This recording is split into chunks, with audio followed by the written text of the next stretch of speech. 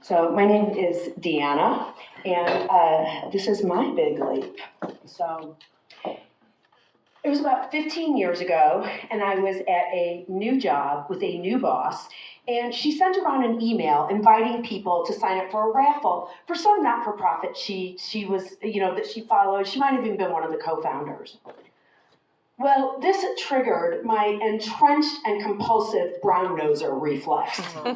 So I immediately said, "Oh, of course, Miss New Boss Lady, of course I'll sign up for your raffle." A decision that I regretted the second that I found out that I won. The prize was the chance to purchase, it was a half scholarship for a women's empowerment self-defense weekend. And basically, I had to pay $200 to do it, and I had to give up 30 hours in a single weekend.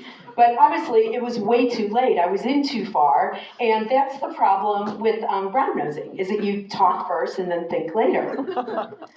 So I show up, and I knew I had to have a good attitude. I had to be 100% in, because otherwise my boss would probably find out if I had a bad attitude. I said, I'm gonna be here 100%, but there's nothing here for me. Like this is for someone else. I'm being a good sport.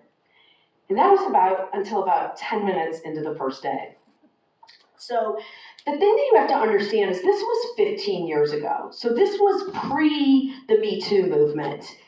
When that sort of exploded about 15 years ago across the country, around the globe. It's weird possibly for a lot of people, but there was a time where women, we didn't set boundaries. Like, we didn't even know that we could set boundaries. We were taught to be to be polite, to smile, and basically just not to offend anyone. So I gotta tell you, the amount of comments that I've heard about my bosoms since the day that I got my trainer bra at 12 is unfathomable.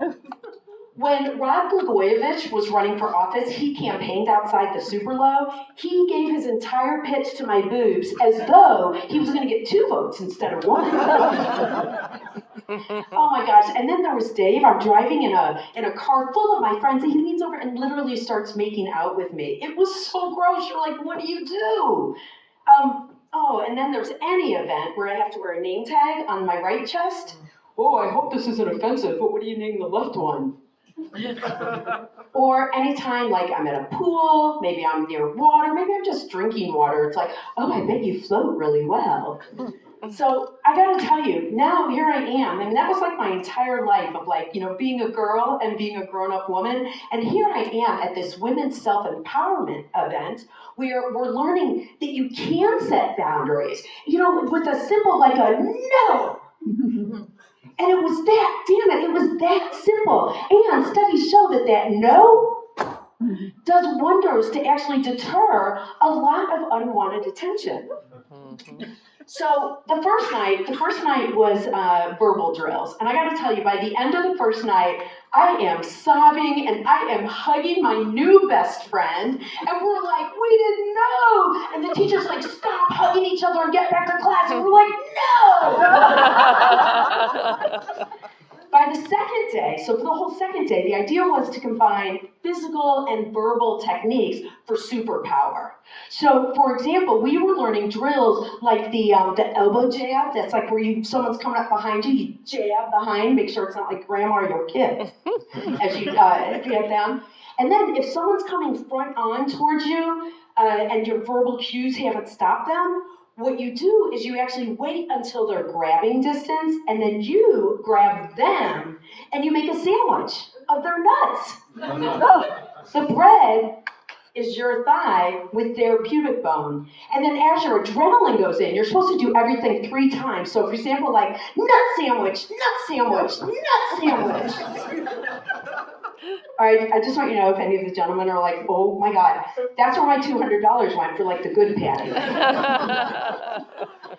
So day 3 was when you bring everything together and you get to set up a scenario, your own imagined scenario. And mine was, I hated this.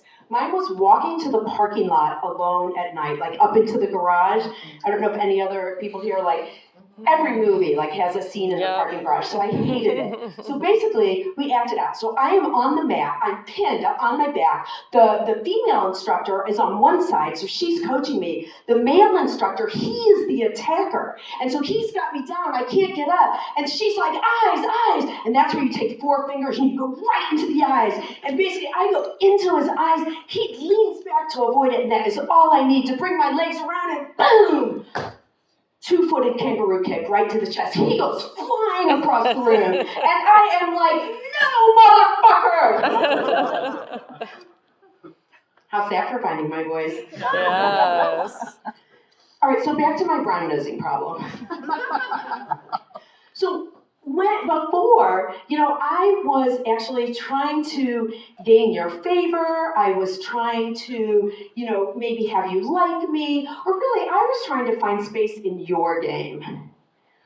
What I realize now is that, no, I will compliment you, because if you have something nice to say, why not say it? Bring niceness to the world. And if someone gives you a gift, I will wear it, Alex. Yeah. I will wear it if I know I'm going to see you, because I know it'll make you smile. But it's my choice. It's a conscious choice that I make. So that's not brown nosing. That's just being kind. Now I know somewhere I can hear my sister going, yeah, keep just telling yourself that. But seriously, at the end of the day, it took learning how to kick ass to break my habit of kissing it. Oh, thank you all so much.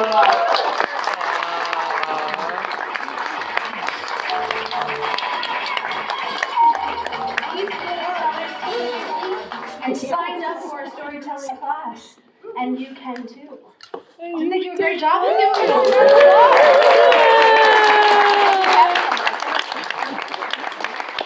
want to hand the mic on over to our amazing stage manager tonight, who has a couple of closing